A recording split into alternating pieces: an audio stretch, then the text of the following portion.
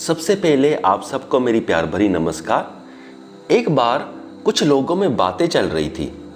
एक कह रहा था, अरे एफसीआई जॉब में तो बहुत पैसा है। दूसरे ने पूछा, वो कैसे? पहले ने बताया कि मेरा एक दोस्त था जो एफसीआई में काम करता था, उसने इतनी रिश्वत ली, अब उसके घर की जगह एक महल बन गया है।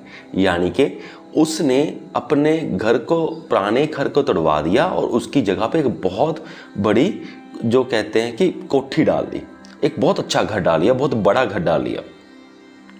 तो दूसरा कहता है, यार अरे वाह भी, ये तो बहुत मज़े की बात है।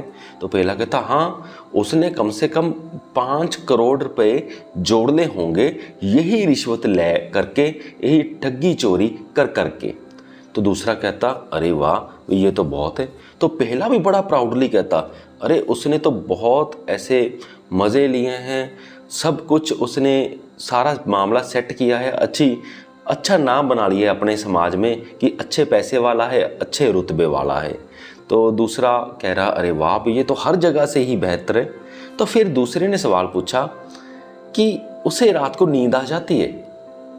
तो तब पहला कहता, अरे नींद तो फिर कम ही आती है, क्योंकि जब करप्शन करते हैं तो क्या होता है कि पुलिस का खतरा, विजिलेंस का खतरा है ना, भी कोई चोरी पकड़ी ना जाए, तो ऐसी चीज़ें तो होती हैं।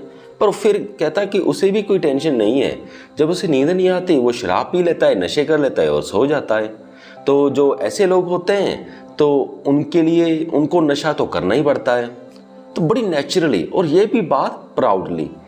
तो फिर पहला कहता अगर बात यह है कि सोने के लिए भी अगर इतना पैसा इकट्ठा करके सोने के लिए अगर नशे की ज़रूरत पड़ती है तो मेरे हिसाब से तो ये कुछ भी नहीं है।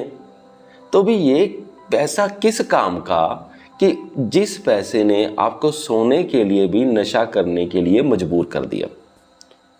तो उसकी बात में पूरा दम था, बिल्कुल जेन्युइन पॉइंट। तो फिर दूसरा कहता बस ऐसे बातें चल रही थी। तो इस बात से क्या है कि जो दूसरा था वो स्पिरिचुअलिटी के क्लोज था, इसीलिए उसने ये क्वेश्चन पुट कर दिया। जो पहला पर्सन था जो ये बातें कह रहा था बहुत ही प्राउडली, वो स्पिरिचुअलिटी से कोसों दूर था, तो इसलिए उसके दिमाग में ये बात उठी नहीं, वो सिर्फ उसके पैसों को ही कैलकुलेट करता गया। तो हमारी सोसाइटी में एक बहुत बड़ी गड़बड़ी क्या हो रही है कि हम सिर्फ किसी की सक्सेस को उसके मनी के साथ, उनके पैसों के साथ ही कैलकुलेट करते हैं। पर जो सक्सेस होती है, कामयाबी होती है, जो ज़िंदगी होती है, वो सिर्फ पैसों के लेवल के साथ अच्छी नहीं होती। ये ज़रूरी नहीं होता कि अगर आपके पैसों का लेवल बढ़ता जाएगा और आपकी ज़िंदगी की क्वालिटी भी बढ़ती जाएगी। कई बार उल्टा भी हो जाता है, पैसों का लेवल बढ़ जाता है और ज़िंदगी की क्वालिटी बिल्कुल बेकार हो जाती है। ये दोनों साथ में नहीं चलते। सही मायने में सक्सेस का मतलब क्या है कि आप अच्छे से सोच सकते हो, आपके दिमाग में तनाव नहीं है, टेंशन नहीं है, आपके दिमाग बिल्कुल पीसफुल है, आप बहुत अच्छा महसूस करते हो और आपको शराब जैसे नशों की तो कोई ज़रूरत पड़ती ही नहीं। आपको नींद ऐसी आती है जो जितनी अच्छे से आप सो सकते हो उतने अच्छे से एक शराबी भी नहीं सो सकता। तो ज़िंदगी की क्वालिटी ऐसी होनी चाहिए कि आपको नींद अच्छी आए। अगर आप सो भी ठीक से नहीं सकते, सारा दिन आपके दिमाग में बातें चलती रहती हैं, टेंशन चलती रहती हैं, तो इस तरह का पैसा किसी काम का नहीं है आपके लिए। अगर आपके पास पैसा इस तरह से आ रहा है कि आपकी लाइफ क्वालिटी भी बढ़ रही है, तब तो बहुत सही है, क्योंकि पैसा भी आ रहा है और आपकी लाइफ भी अच्छे से, आपको नींद भी अच्छे से आ रही है, लाइफ में आपके माइंड में पीस भी बनी हुई है। अगर वो पैसा अगर आपकी पीस ही डिस्टर्ब कर रहा है तो ऐसे पैसे का फ़ायदा ही क्या।